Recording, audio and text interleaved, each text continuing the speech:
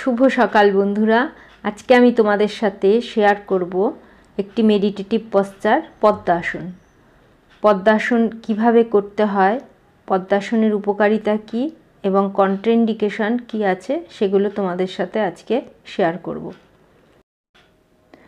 দু পা সামনে সোজা মেলে বসতে হবে। ডান পা হাঁটু ভেঙে বা থাইয়ের উপর প্রথমে তুলতে হবে। একইভাবে বাঁ পা ডান থাইয়ের উপরে এনে দুই হাত হাঁটুর উপরে সোজা করে রাখতে হবে।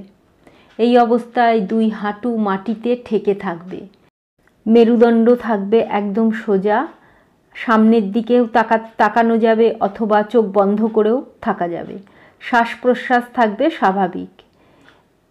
এইভাবে 1 মিনিট স্টে করে পা বদলে, অর্থাৎ আগে বাঁ পা তার উপর ডান পা তুলে অভ্যাস করতে হবে।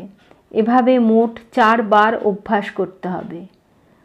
লক্ষ্য রাখতে হবে হাঁটুর উপরে হাত যেন সোজা ও টান টান রাখতে গিয়ে কাঁধ উঁচু হয়ে না যায়।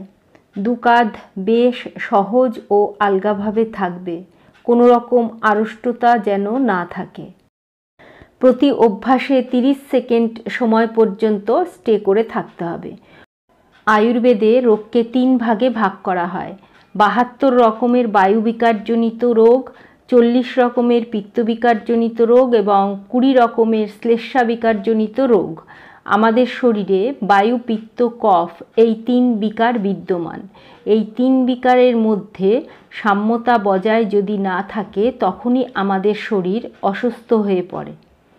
শরীরের এই ত্রিধাতু অর্থাৎ বায়ু, পিত্ত, কফ এই ত্রিধাতুর সাম্যতা বজায় রাখতে সাহায্য করে পদ্মাসন।